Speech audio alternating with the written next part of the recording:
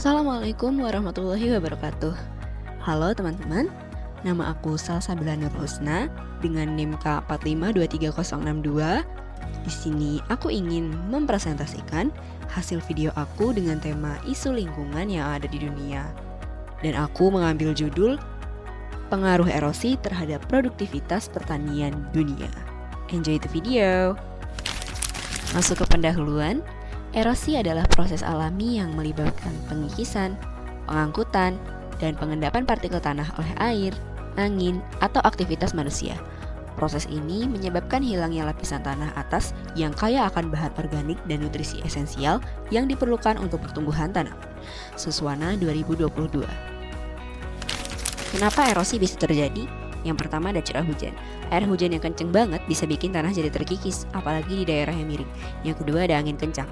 Di daerah yang kering dan gersang, angin bisa bawa partikel tanah kemana-mana.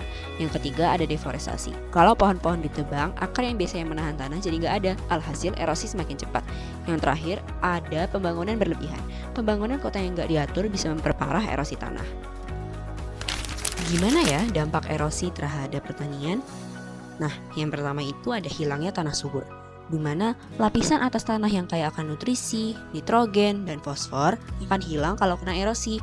Tanpa lapisan ini, hasil panen otomatis turun dengan drastis. Yang kedua, tanah susah untuk menyimpan air. Tanah yang udah terkikis jadi jelek buat nyimpan air. Ini bikin tanaman kekurangan air, terutama pas musim kemarau. Hasilnya, ya jelas hasil pertaniannya turun. Sedih banget. Next, dampak jangka panjang. Yang pertama, tanah jadi nggak produktif nih.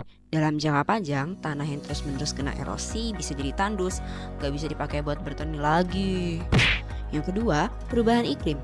Tanah yang terkikis juga berkontribusi ke perubahan iklim karena kemampuan tanah buat menyerap karbon berkurang. Yang ketiga, petani kehilangan mata pencaharian. Di banyak negara berkembang, petani yang lahannya terkikis parah bakal kehilangan mata pencaharian dan akhirnya pindah ke kota.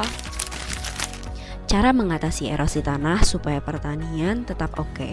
Yang pertama ada teknik konservasi tanah. Kita bisa menggunakan sistem terasering. Di lahan miring, coba bikin teras-teras biar airnya nggak gampang mengalir turun dan menyeret tanah. Yang kedua ada manajemen air yang oke seperti membuat sistem irigasi.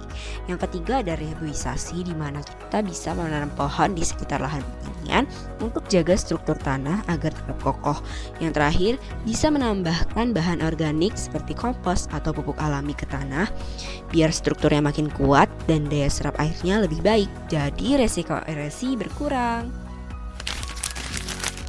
Jadi kesimpulannya erosi tanah tuh berdampak banget nih buat hasil pertanian dunia. Kalau nggak ada upaya buat ngatasin erosi, produktivitas lahan bakal terus menurun dan ini adalah ancaman besar buat ketahanan pangan. Makanya penting buat jaga kesuburan tanah dan cegah erosi supaya pertanian tetap jalan dan dunia nggak kekurangan pangan. Yeay! Terima kasih yang sudah menonton. Semoga ilmu ini bermanfaat untuk kita semua ya. Wassalamualaikum warahmatullahi wabarakatuh.